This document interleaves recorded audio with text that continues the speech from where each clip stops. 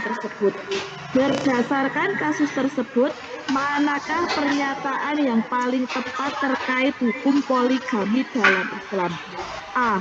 Poligami dalam Islam dianjurkan karena mengikuti tradisi para nabi dan keadilan tidak menjadi syarat utama. B. Poligami dalam Islam diharamkan jika istri pertama tidak menyetujui pernikahan berikutnya. C. Poligami wajib dilakukan oleh seorang laki-laki yang mampu secara finansial dan fisik tanpa memperhatikan persetujuan istri. D. Poligami hanya diperbolehkan dalam keadaan darurat, seperti ketika jumlah perempuan jauh lebih banyak daripada laki-laki di suatu masyarakat. Anu Bu yang benar. Budi Bu. Islam. Islam diperbolehkan poligami, namun dengan syarat mutlak bahwa suami harus berlaku adil terhadap semua istrinya. Bu, jawabannya Bu? Islam memperbolehkan poligami, namun dengan syarat mutlak bahwa suami harus berlaku adil terhadap semua istrinya. Ini berarti di sini yang digarisbawahi adalah syarat mutlaknya bahwa seorang suami yang mau melakukan poligami itu harus berlaku adil. Ada pertanyaan dari soal nomor 24 ini? Aman? Jawaban yang B. Jawaban yang B coba Bu. Jawaban yang B itu? B itu poligami dalam Islam diharamkan jika istri pertama tidak menyetujui pernikahan berikutnya. Tidak. Ini juga betul Bu. Itu betul kan Bu? Itu betul. Itu juga betul Bu. Nah, kalau itu kita kembali ke soal Bapak Ibu. Kasus Pak Hasan ini melihat kasus ini. Nah, ini ya yang saya tegeli dulu. Ada cluenya Bapak Ibu. Nah, di sisi lain, istri pertama Pak Hasan merasa tidak nyaman dengan kondisi ini meskipun dia tidak secara tegas menolak pernikahan.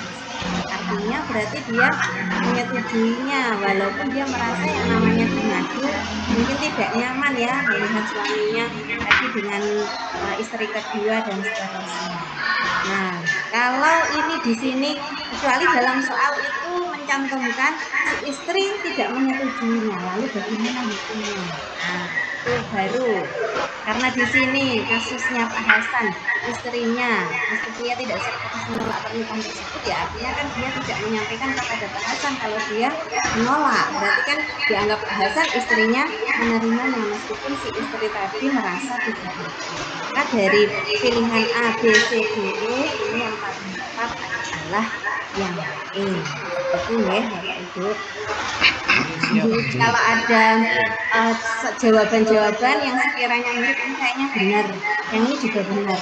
Coba Bapak Ibu kembali lagi di soalnya, kira-kira pilihnya yang mana ya, yang sekiranya jawaban itu yang paling benar. Karena nanti kalau di soal itu kayaknya semua jawaban benar, jadi bingung. Nah, maka kita harus kembali lagi mencari clue dari kasus tersebut. Berikutnya nomor 25 Pak Ahmadun. Siap.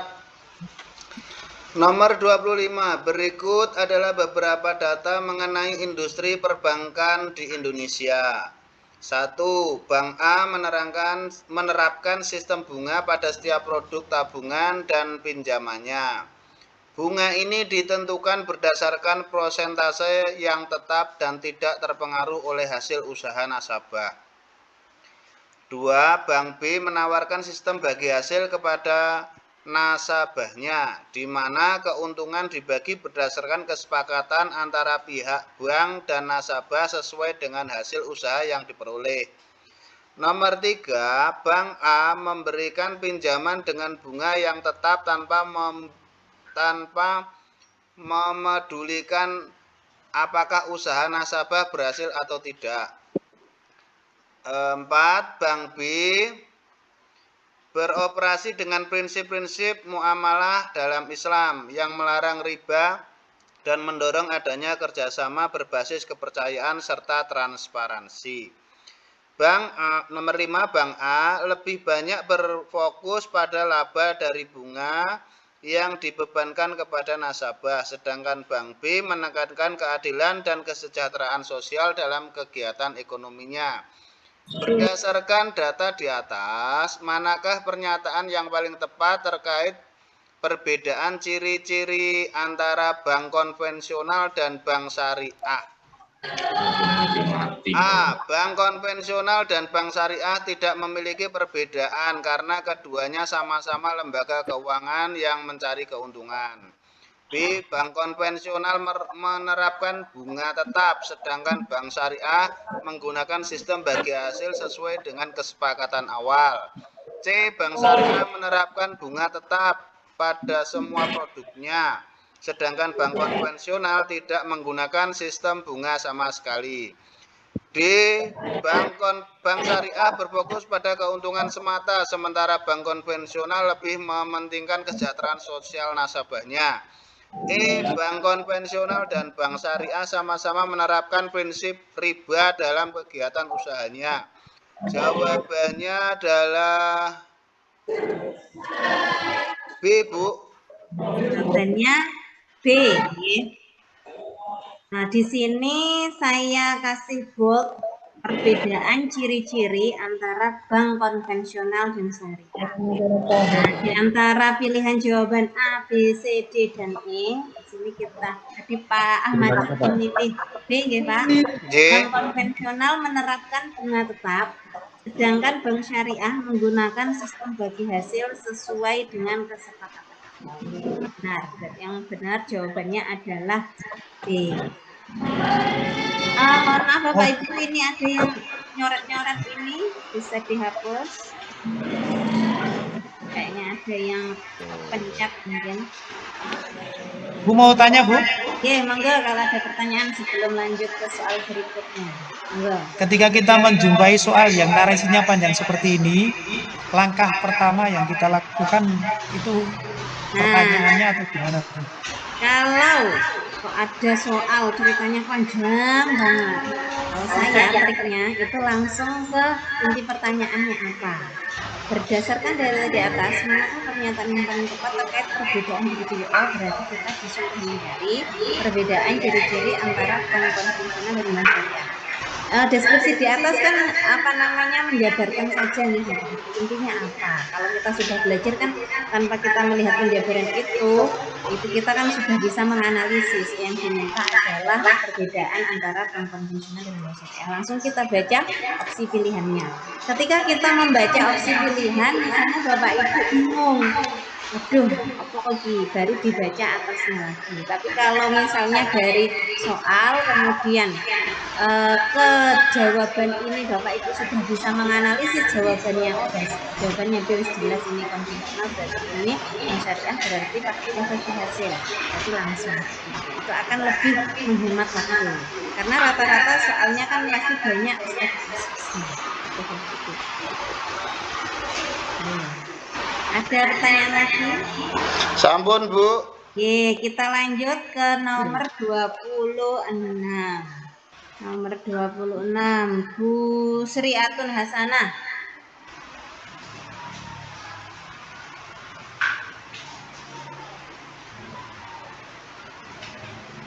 Nomor 26. Para ulama dan ahli fikih telah memberikan berbagai pendapat terkait dengan hukum bunga bank dalam ajaran Islam.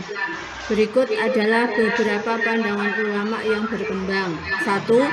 Ulama A berpendapat bahwa bunga bank termasuk riba yang jelas-jelas dilarang Al-Quran dan hadis karena bunga adalah tambahan yang didapat tanpa ada usaha nyata dari pihak bank. 2.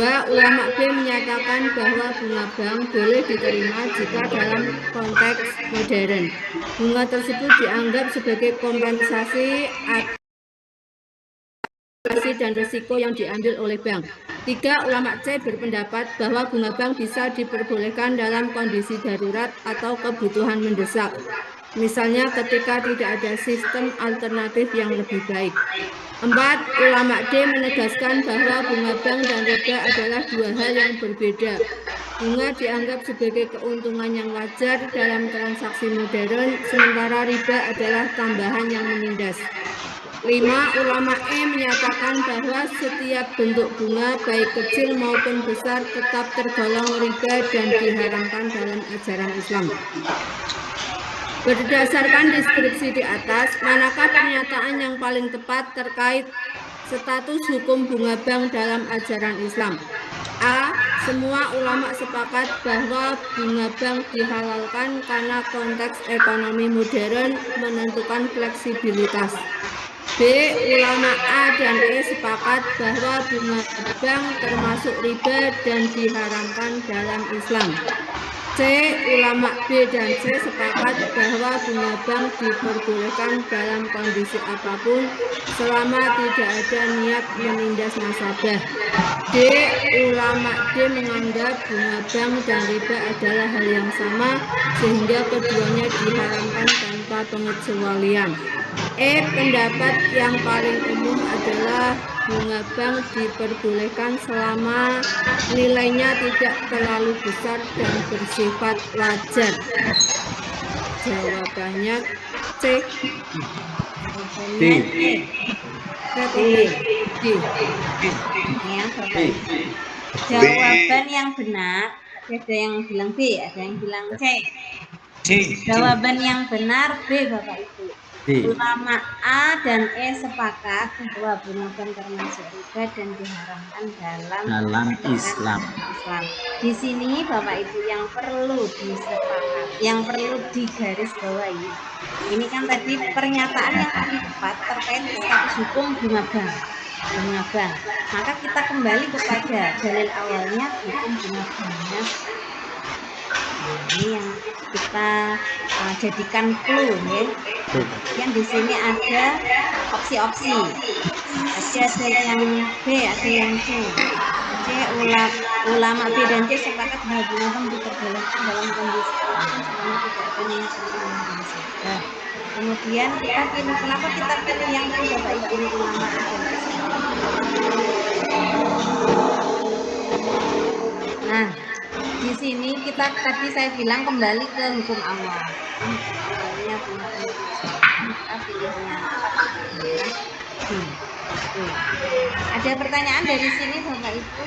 Maaf Bu, kan berdasarkan deskripsi di atas gitu loh. Nah, kalau saya melihat dari situ, secara umum 5 dari pernyataan itu ada 3 yang membolehkan gitu loh. Kalau jawabannya kan berarti kan dari deskripsi Secara umum. mungkin. Nah, kalau kita pilih tadi jawaban ada yang pilih C tadi. Dasarnya itu bukan dari hukum awal, tapi dari deskripsi di atas gitu. Kalau pemahaman saya seperti itu.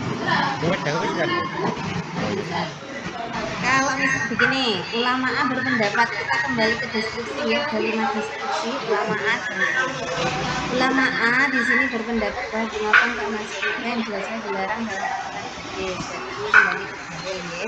Kemudian ulama B-nya menyatakan bahwa bunga bank boleh diterima jika dalam konteks modern bunga tersebut dianggap sebagai kompensasi atas inflasi dan resiko yang diambil oleh bank. Ini kurang tepat Bapak Ibu. Kemudian ulama C berpendapat bahwa bunga bank bisa diperbolehkan dalam kondisi darurat atau kebutuhan mendesak. Misalnya ketika tidak ada sistem alternatif yang lebih baik. Jadi iya. Kemudian ulama D menegaskan bahwa bunga bank dan riba adalah dua hal yang berbeda. Yang sebagai keuntungan yang wajar dalam transaksi modern, sementara riba adalah tambahan yang menindas, ini nggak mungkin.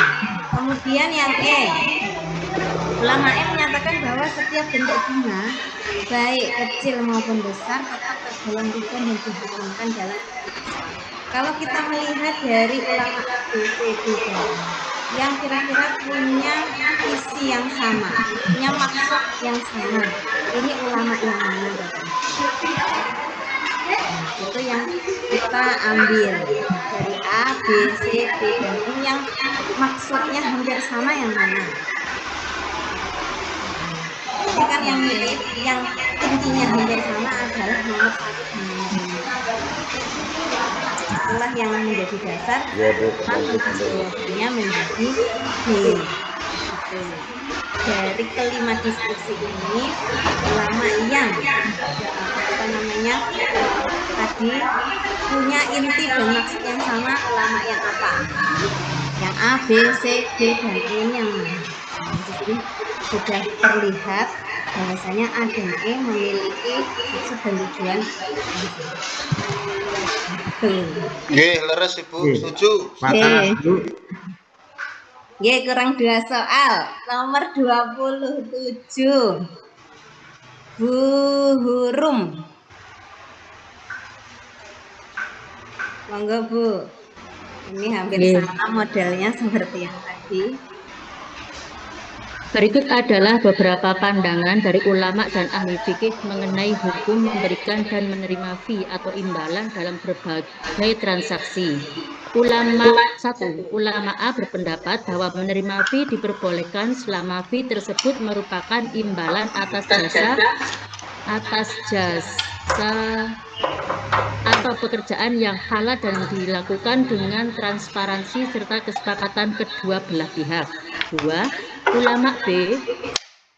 Ulama B menyatakan bahwa fee diberikan secara tersembunyi dan tanpa sepengetahuan pihak-pihak yang terlibat dianggap sebagai bentuk suap yang jelas diharamkan dalam Islam. 3. Ulama C berpendapat bahwa fee yang diberikan sebagai bentuk penghargaan atau kerja keras seseorang tanpa niat untuk mempengaruhi keputusan yang tidak adil diperbolehkan dan termasuk dalam akad yang sah. 4. Ulama B menegaskan bahwa fee yang diterima dalam transaksi bisnis yang adil dan terbuka adalah halal. Namun jika fee tersebut bertujuan untuk mempengaruhi kebijakan atau keputusan maka dianggap haram. 5. Ulama E menyatakan bahwa setiap fee meskipun kecil harus dihindari jika potensi menimbulkan ketidakadilan atau ketidaktransparan dalam transaksi. Berdasarkan narasi di atas, manakah pernyataan yang paling tepat terkait status hukum memberikan dan menerima fee dalam ajaran Islam? Pilihan jawaban. Ke atas lagi Bu Minseli. A. Semua ulama sepakat bahwa setiap bentuk fee, baik besar maupun kecil, diharamkan karena bisa menimbulkan ketidakadilan. B. Ulama A dan E sepakat bahwa fee hanya boleh diterima jika nilainya kecil dan tidak mempengaruhi keputusan atau transaksi bisnis. C. Ulama C menyatakan bahwa fee dalam bentuk apapun, bahkan sebagai penghargaan atas jasa, diharamkan dalam Islam.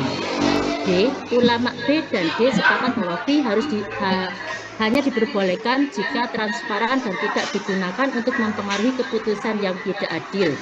E. Pendapat yang paling umum